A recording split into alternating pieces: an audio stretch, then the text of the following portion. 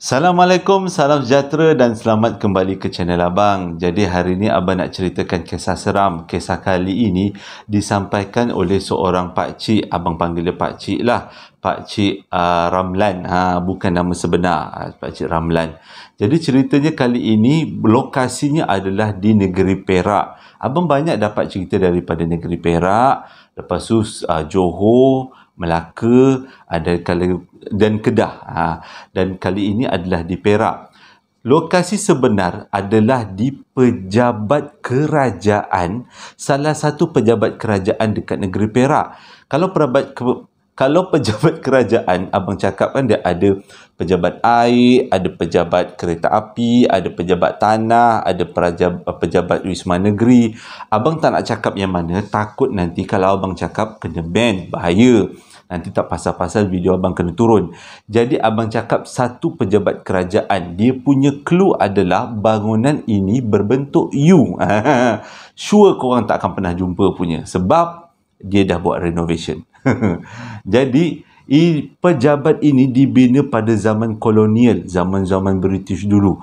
Jadi disebabkan dibina pada zaman British, banyak sangat cerita-cerita menarik yang terjadi dekat pejabat ini. Dan Pak Cik Roslan yang abang cakap ni, dia dah lama kerja dekat pejabat ni, tak pindah mana-mana sejak daripada dia muda sampailah akhirnya dia pencen. Tapi bila dia cerita dekat abang ni, abang rasa macam ceritanya pendek-pendek, ada lebih kurang 4 ke 5 cerita, tapi setiap cerita tu ada tahap keseraman dia yang berbeza-beza. Kalau korang daripada pejabat itu memang korang tahu cerita-cerita ni, bolehlah korang komen-komen kat bawah kan, buat tambah-tambah info, kalau abang ada tersalah info. Jadi kalau korang nak tahu cerita daripada mula sampai habis, tonton video abang, insya-Allah abang akan ceritakan. Cuma hari ni mata abang tak sihat, sebabnya abang kena ketumbit atau ketimbit. Tak tahulah, orang kata kalau kena ketimbit kat mata ni banyak ngintai orang berak, tapi tak tahulah betul ke tidak. Tak betul, sebab abang memang tak pernah intai orang berak. Gelilah. Okey, jom kita teruskan dengan cerita yang pertama. Cerita yang pertama berlaku lebih kurang tahun 90-an. Ceritanya macam ni. Waktu tu Pakcik Roslan jadi salah seorang ahli anggota yang kerja dekat pejabat tu lah kan. Jadi pada satu hari, Pakcik Roslan dapat telefon daripada seorang Cina. Dia kata dia ada urusan dengan pejabat tu, perlu dibuat sesuatu dokumen lah.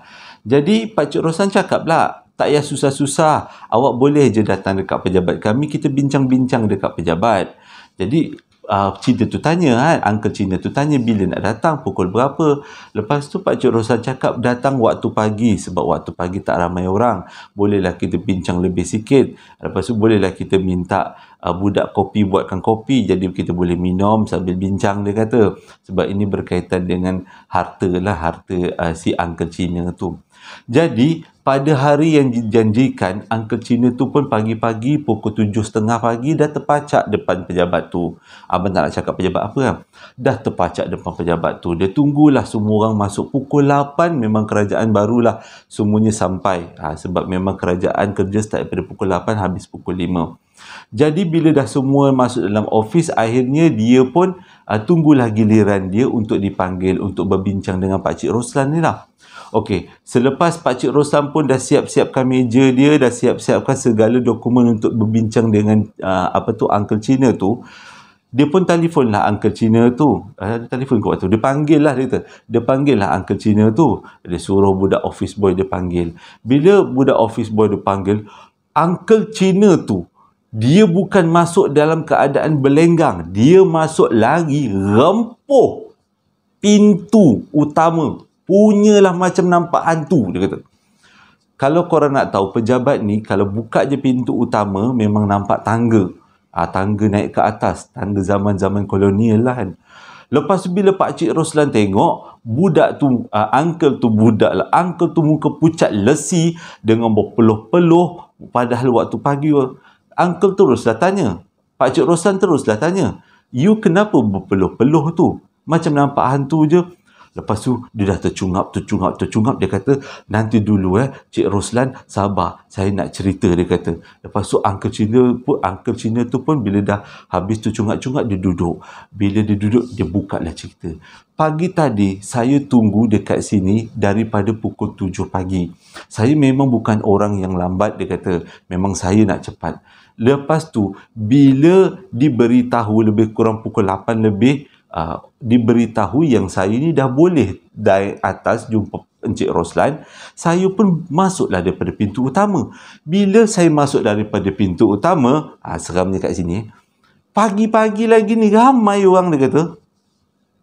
Bila dia nak naik tangga tu, tangga yang macam kolonial punya tangga yang ada kat tengah-tengah bangunan, tiba-tiba dia nampak ada seorang lelaki yang berpakaian seperti kolonial dan muka dia memang sebiji sebulat Mak Saleh, turun daripada tangga. Selepas dah turun daripada tangga, dia berdiri depan saya punya badan. Pelik ayat bang. Dia berdiri depan saya, lepas tu dia tepuk bahu saya 3 kali. Saya pun terkebil-kebil, saya pun pandang kiri, pandang kanan, tak ada orang ke yang nampak dia. Dia pelakon ke apa, dia kata. Tengah ada teater ke, buat-buat tayangan ke apa benda ni. Dia pun diam je lah bila kena tepuk 3 kali. Bila dah lepas kena tepuk 3 kali, lama-lama muka Mak Saleh tu daripada muka orang biasa makin pucat, dan tiba-tiba hilang. Waktu tu baru dia tahu dia menghadap dengan hantu setan. Ya Allah, kenapa berat sangat? Dia menghadap dengan makhluk alam sebelah yang berpakaian macam kolonial, macam Mak Saleh zaman dulu. Dia pun berlari. Anak tangga 2, anak tangga 1 patutnya naik tangga kan. 5 langkahnya. Punyalah cepat nak sampai. Akhirnya jumpa depan Cik Roslan dan dia ceritakan ke Cik Roslan. Cik Roslan kik tergelak. Penakut juga Ayu, dia kata. You ni penakut juga. Patutnya bila you nampak orang tu kolonial tu, Mak Saleh melintas, pergilah minta maaf lah. You tak ada minta maaf tak? Oh, dia kata saya tak ada minta maaf. Memang dah takut sangat. Saya terus berlari naik tangga. Mengikik-ngikik Pakcik Roslan. Tapi akhirnya pagi tu ceria hidup Pakcik Roslan sebab dengar cerita. Sebenarnya bukan Uncle Cina tu seorang nampak dekat bangunan tu ada seorang lelaki berpakaian macam kolonial. Dah banyak staff-staff yang nampak. Dan staff-staff tu agak tu mungkin jin kot. Tapi ada setengah yang percaya itu adalah roh yang tertinggal. Dulu sebab bangunan tu bangunan Mak Saleh kan, agaknya ada dia mati kat tangga ke, mati dekat dalam bil air ke, dan rohnya gentayangan lah kan. Merayau-rayau lah. Dan itu adalah cerita yang pertama. Jadi kalau korang tahu kat mana pejabat ni, komen kat bawah. Ada tangga kat tengah-tengah, dekat tangga itulah dia jumpa dengan seorang lelaki Mak Saleh kolonial menepuk bahu 3 kali tanda salam perkenalan. Selepas tu Pakcik Roslan lanjutkan lagi cerita. Cerita yang kedua ni abang rasa memang paling seram antara semua cerita yang ada abang nak ceritakan pada hari ni. Macam ni. Pada satu hari, diorang ni tengah-tengah buat kerja dapatlah telefon. Salah seorang daripada kakak kerani yang selalu ada dengan diorang meninggal dunia sewaktu melahirkan anak. Jadi diorang pun dalam keadaan sugul ramai-ramai. Kalau tak silap, tahun 90-an juga. Jadi dalam keadaan sugul yang ramai-ramai, diorang pergilah melawat jenazah, tengoklah sebagai penghormatan terakhir. Iyalah, memang kawan meninggal macam itulah, apa yang kita buat kan, memberi penghormatan terakhir. Lepas ni kita tak jumpa lagi lah, jumpa ke akhirat je lah. Kalau ada hutang, nuntut hutang lah. Macam tu. Kalau ada termengumpat, macam tu lah dia kena selesaikan. Melalut sikit. Jadi lepas dah habis daripada melawat si jenazah tu, dikebumikan semua, diorang pun ramai-ramai lah balik ke ofis. Jadi bila sampai dekat ofis tu lebih kurang tengah hari, selepas makan tengah hari lah. Jadi nak jadi cerita, lepas diorang melawat jenazah tu, diorang pun singgah lah kat kedai makan sekali kan dengan ramai-ramai. Lepas tu pun baliklah dekat ofis. Bila balik ke ofis, sampai dekat ofis, diorang tiba-tiba dapat berita yang memang kurang baik, iaitu diorang kena stay up buat kerja sebab ada benda yang perlu diselesaikan pada hari tu juga. Bos dia yang suruh selesaikan sebab benda ni memang dikatakan kritikal. Jadi nak tak nak, satu ofis tu dipilihlah lebih kurang 10 orang dan semuanya boleh kata lelaki, tak ada perempuan yang nak kena stay up ni. dijangkakan diorang ni buat kerja akan habis lebih kurang pukul 2-3 pagi. Sebab nak settlekan esok dokumen-dokumen tu nak dipersembahkan untuk dalam mesyuarat kan. Jadi bila dah macam tu, Pakcik Roslan ni pun terpilih lah sebagai seorang peserta yang kena stay up sampai pukul 3 pagi. Kena buat kerja. Pejabat kerajaan kan. Jadi bila dah kena stay up tu, Pakcik Roslan pun sedia-sedialah kopi. Dia beritahulah dengan bini dia, dengan keluarga dia yang malam ini dia tak balik. Kalau dia balik pun dia balik lambat, dia kata. Tapi dalam pada tu sempatlah bini dia berseluruh, "Bang, bukan office tu berhantu ke? Kalau berhantu, saya harap-harap abang jumpa hantu, lepas tu cepatlah abang balik." Macam tu. Lepas tu dia tegurlah bini dia, "Tak baik cakap macam tu. Ini abang nak cari rezeki untuk anak-anak. Awak juga yang nak beli rantai besar." Dia kata. Okeylah, tak apalah. Jadi malam tu diorang pun stay up lah daripada pukul 5 terus jejak pukul 6, pukul 7, pukul 8. Bila sampai pukul 8, diorang pun ramai-ramai yang 10 orang lelaki ni pergilah keluar makan.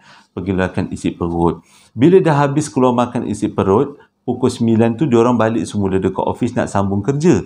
Tengah nak sambung kerja, diorang dapat rasa sesuatu yang pelik. Korang nak tahu?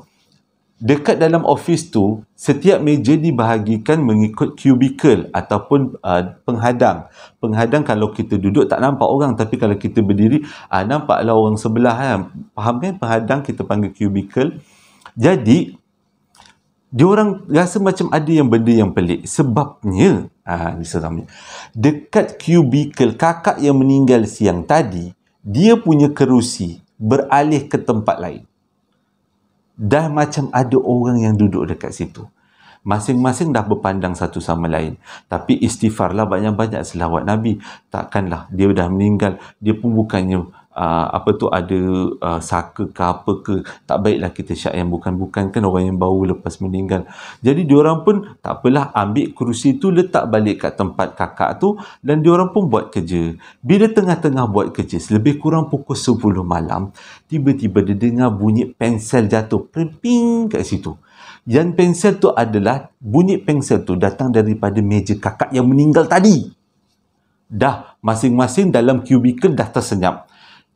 Pakcik Roslan tak nampak orang sebelah, sebabnya dalam cubicle selagi kita tak berdiri, kita tak nampak orang sebelah. Tapi daripada dengar bunyi typewriter, bunyi komputer ketuk, tiba-tiba bila dengar je bunyi pen tu jatuh, semuanya senyap, semuanya tak berbunyi. Korang bayangkan waktu tu bila dah macam tu, Pakcik Roslan tu bangun lah. Pakcik Roslan ni kira berani bangun, dia pergi kat tempat arwah yang meninggal tu. Tak ada apa-apa yang jatuh. Okey, dia pun cakap, "Jangan risau, tak ada apa-apa." Okey, diorang pun sambunglah buat kerja. Bila sambung buat kerja, ni abang seram lah. Bersambung buat kerja, tiba-tiba bunyi kerusi pula. Lebih kurang pukul 11 macam tu. Bunyi kerusi macam tu.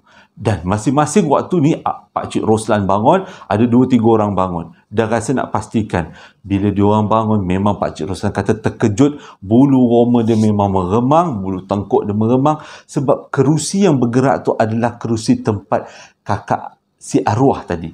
Dah seram kan? Okey, tak apalah. Diorang pun ambil kerusi, letak balik dekat tempat asal. Okey, terus buat kerja. Bila tengah-tengah buat kerja, tiba-tiba dia orang dengar orang batuk. Macam tu. Batuknya kasar. Kali ni memang bukan Pakcik Roslan je bangun. Semua bangun dan semua berpandang satu sama lain dan semuanya pun serbu kat tempat cubicle kakak yang meninggal tadi. Sebab bunyi tu datang daripada cubicle tu.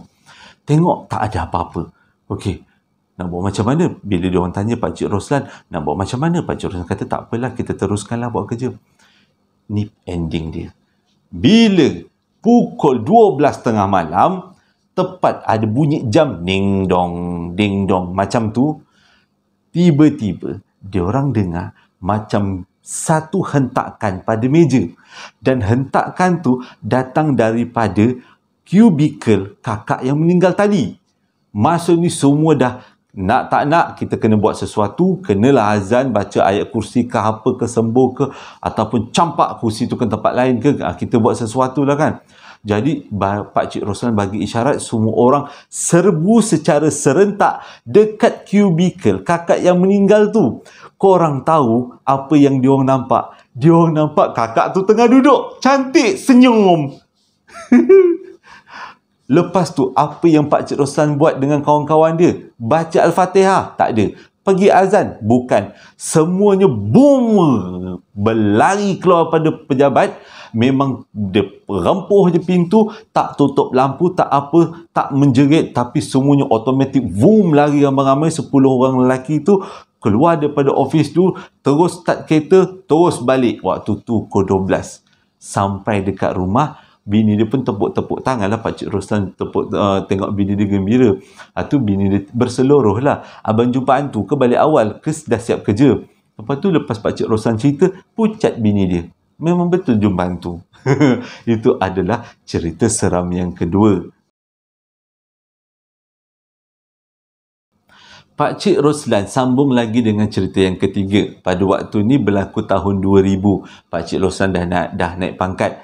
Dah ada bilik sendiri. Kawan-kawan dia yang sama seangkatan dengan dia, ada yang dah meninggal, ada yang pencen, ditransfer ke tempat lain. Dan Pak Cik Roslan waktu tu dah jadi ketua lah, kata dia. Jadi waktu dia jadi ketua ni, ada satu hari tu, bukan kata pagi lah, lebih kurang tengah hari lah macam tu. Ada satu tengah hari itu, dia diminta untuk pergi ke pejabat lain, di daerah lain. Di dalam negeri Perak juga, tapi di daerah lain. Pejabat kerajaan jugalah. Jadi dia pun siap-siap lah barang-barang semua. Dia pun pergilah turun, keluar daripada office, turun ikut tangga. Sampai dekat pintu utama yang menghadap dengan tangga besar yang macam abang cerita tadi tu, dia terhidu satu bau yang wangi. Betul lah kan? Satu bau yang wangi.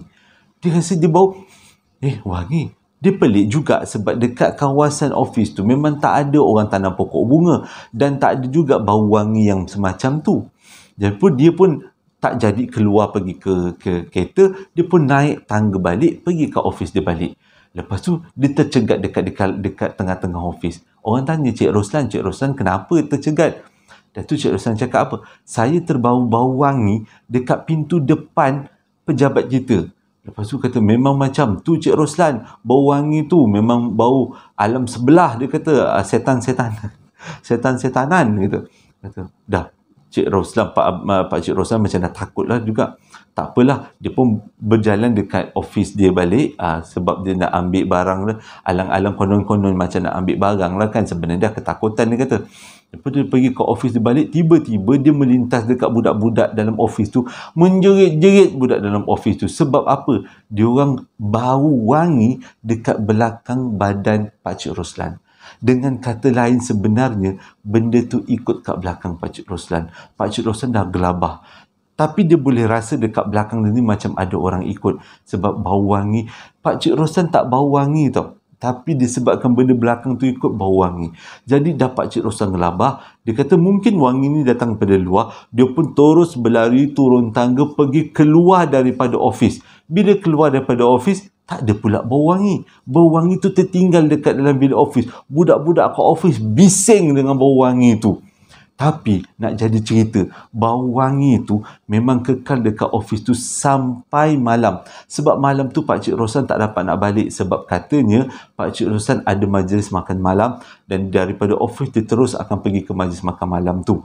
Tapi sepanjang dia ada dekat office tu memang dia bau-bau yang sangat wangi. Dan budak office dia yang ada dalam office pada waktu tu semua kata bau tu memang bukan bau daripada dunia manusia. Bau daripada dunia sebelah. Mungkin ada anak-anak dara yang mengekor-ngekor Pak Cik Roslan yang cantik, yang handsome rupawan kan. Jadi bila habis daripada kerja office tu, Pak Cik Roslan pun teruslah start enjin kereta, pergilah majlis makan malam. Nak jadi cerita, dekat majlis makan malam tu memang tak ada bau wangi tu. Bau wangi tu tak ikut dia. Dia berhenti sampai dekat pintu depan saja Pak Cik Roslan cakap. Berhenti sampai kat pintu depan saja. Jadi bila dekat majlis makan malam tu, dia jumpa dengan bekas bos dia yang pernah bekerja dekat pejabat tu. Bila dia tanya, bos pernah tak ada bau yang aneh, wangi dekat pejabat tu? Bos tu gelak. Sebab dia kata, bau wangi tu biasa sangat, selalu sangat jumpa. Jadi tak heranlah Pak Cik Roslan sejak daripada tu, setiap kali bau wangi, dia selalu bayangkan yang datang adalah puteri bunian yang cantik rupawan, saja-saja nak tengok dia yang handsome menawan.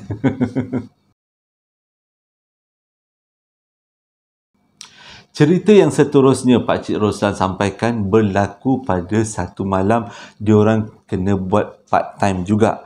Waktu diorang buat part time tu, memang office ni selalu sangat buat part time, kata Pakcik Roslan. Banyak kerja.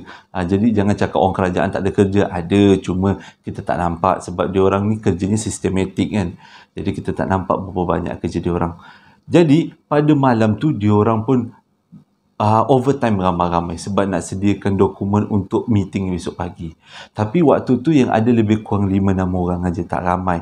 Dan waktu hari tu adalah Khamis malam Jumaat. Jadi ni Khamis malam Jumaat ni? Tak kan? Okey, lebih kurang lah Khamis malam Jumaat. Jadi tengah-tengah dia orang buat kerja, dia orang diganggu. Tapi gangguan tu taklah begitu teruk macam kakak yang meninggal tadi ataupun macam yang kolonial tadi. Tapi ganggunya boleh tahan. Sebab ada satu pintu bilik bos, dia akan terbuka, kedung, tutup. Walaupun tak ada angin. Dan sepanjang diorang buat overtime pada malam tu sampai pukul 1 pagi, itu je muzik yang diorang dengar. Ada juga pekerja-pekerja yang kat situ pasang radio. Lantak kalau nak kedekek, kedegung. Tak kisah. Dah lepas tu pula bunyi pintu terbuka tertutup. Diorang bukan bunyi tau. Diorang nampak pintu tu terbuka tertutup. Tapi pintu tu tak ada selak, tak ada kunci, tapi tak boleh nak buat apa. Jadi dia biarkan pintu tu terbuka tertutup. Pada masa yang sama dengan macam orang golekkan guli ataupun macam bunyi rantai macam tu, bunyi golek guli tu. Jadi diorang memang beranggapan kawasan tu memang kawasan jin. Jadi diorang tak buat apa-apa sampailah habis diorang buat overtime. Bunyi itu yang kedegung macam tu. Dah sampai Pakcik Roslan cakap apa? Lantak kau lah nak main pintu lah, janganlah kacau kita orang tengah buat kerja. Dan akhirnya waktu diorang semua bungkus-bungkus nak balik, tahu pula pintu tu senyap. Tak adalah gedegung lagi dah. Tergelak-gelak dia orang semua dan dia orang pun balik ke rumah masing-masing. Cerita yang seterusnya, ni ada sedikit lucu dan ada sedikit kepercayaan daripada orang Cina. Pada satu hari ada seorang tokek Cina datang dekat pejabat tu, ada urusan dia kata. Tapi bila tokek Cina ni tokek yang jenis kuat semayang lah. Dengan cerita ni kuat semayang, selalulah bagi-bagi sumbangan dekat tokong. Dia tu pula ahli kepada satu tokong. Jadi boleh dikatakan Pakcik Uncle Cina ni dia boleh nampak tau, dia boleh nampak benda-benda yang gaib lah. Macam tu ikut kepercayaan dia lah kan. Lepas tu bila dia dah bermesyuarat dengan Pakcik Roslan tu, dia pun cakap lah, Roslan, tempat ni ada ong tau. Kalau you panggil bomoh kan, bomoh Cina, you minta nombor, sure boleh kena first prize. Dia kata, oh ya ke? Tu Pakcik Roslan pun buat tak tahu. Sebab dalam Islam, main nombor tu memang tak boleh, berdosa. Ada juga yang cakap tak berdosa, tapi sebenarnya ikut hukum Islam yang dah difatwakan memang berdosa. Orang Islam tak boleh main nombor, beli-beli nombor kan. Jadi bila Pakcik Roslan tu dengar macam tu, okeylah, dia buat tak tahu je lah. Tiba-tiba dia nampak budak-budak office dia tergelak-gelak. Lepas tu Pakcik Roslan warning lah, kau jangan buat apa-apa tau. Jangan pula kau bagi-bagi bom, mau berdosa. Nanti kan aku turut bersebahat juga. Okey. Jadi Pakcik Roslan pun balik rumah. Bila balik rumah tak ada apa-apa berlaku. Besok paginya dia tengok 3 orang budak yang gelak-gelak dengan dia waktu siang tadi tu, yang bila Uncle Cina tu beritahu tempat ni ada orang boleh dapat nombor kan. 3 tu tak datang office. Bila dia telefon, rupanya 3 demam. Bila 3 demam, okeylah, tak apalah. Pakcik Roslan pun tak ada masalah lah.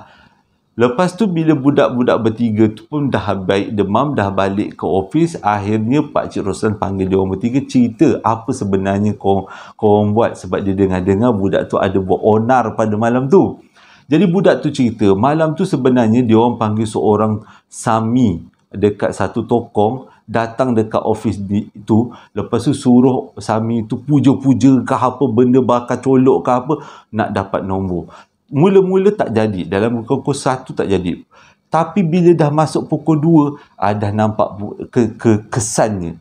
Tengah Sami tu goncang-goncang semua apa benda, huha-huha semua. Tiba-tiba Sami tu kena lempang. Kelempang! Tak lanting Sami tu Sami lah kan. Tergolek-tergolek Sami tu. Tok Sami tu. Dah lepas tu Tok Sami tu pegang pipi. You kong hajar punya hantu. Sakit aku kena lempang. Okey, dia duduk balik kat tempat dia, dekat altar dia. Dia baca lagi doa. Dia baca lagi. Yang budak 3 orang ni tengok aja Tok Sami kan. Lempang sekali. Kelempang kata. Dah tergolek lagi. Lepas tu bangun balik Tok Sami ni. Bila 3 kali sebenarnya Tok Sami tu kena lempang nak dapatkan nombor punya pasal. Tiba-tiba dah 3 kali Tok Sami kena lempang, giliran budak bertiga yang panggil Tok Sami tu pula kena lempang. Bergilir kelempang kanan, selempang kiri. Tapi diorang ni gigih berusaha nak dapat nombor ni kata. Tunggu juga, kena lempang lah. Agaknya dah puas setan makhluk jin tu melempang 2-3 kali ke kanan kiri. Budak ni degil betul lah. Tak nak pergi. Memang kuat semangat kau. Akhirnya jin tu pun bagilah nombor tu kat Tok Sami tu. Bila jin tu bagi nombor kat Tok Sami tu, dia cakap dengan Tok Sami tu, selepas 3 hari tikam nombor ni, sure dapat. Tapi Tok Sami tu muka dah bengkak tau. Budak-budak bertiga tu muka dah bengkak sebab kena lempang dengan benda Allah tu. Jadi besok paginya dia orang demam sebab kena lempang, dan selang 3 hari ke seminggu macam tu, lepas tu dia orang pun pergilah tikam nombor, menang nombor tu. Tak senonoh lah korang. Menang nombor tu. Tapi masa tu Pakcik Roslan tak tahu tau diorang menang nombor. Tiba-tiba budak bertiga tu belanja satu office, makan nasi biryani dengan nasi Arab kambing. Satu office makan. Lepas dah habis makan tu Pakcik Roslan panggil lah, korang ni dapat duit daripada mana? Banyak duit. Korang ni memang bayar nazar ke? Lepas tu budak tu cakap, tak cik, sebenarnya nombor yang kita orang tikam yang dapat daripada hantu syaitan malam tu menang cik. Jadi kita orang ni bagi sedekah lah, bagi belanja ramai-ramai makan. Jadi yang Pakcik Roslan, lah, nak kira macam mana, halal ke tidak apa yang aku makan ni? Terima kasih dah menonton video abang daripada mula sampai habis tentang cerita yang disampaikan oleh Pakcik Roslan. Kat mana lokasi tu, abang terpaksa rahsiakan. Tapi abang boleh pergi tahu, ia adalah pejabat kerajaan, bentuknya macam U dan ada tangga kat tengah-tengah tu. Kata Pakcik Roslan banyak lagi cerita seram tentang bangunan tu sepanjang dia bekerja kat sana. Tapi sekarang dia dah pencen kan. Tapi dia tahu, dia kata budak-budak baru mesti alami, terutama yang bau wangi tu. Dia kata bau wangi tu macam sinonim lah dekat tempat tu, walaupun tak ada orang pun tanam pokok bunga kat situ. Jadi korang kalau memang berasal atau pernah kerja dekat bangunan kerajaan di negeri Perak yang berbentuk U, bolehlah komen-komen kat bawah, tambah-tambah info cerita dengan abang, dengan semua ahli keluarga Joe si pelipur lara kan, keluarga besar Joe pelipur lara. Hingga berjumpa lagi dalam posting abang yang akan datang. Assalamualaikum warahmatullahi wabarakatuh.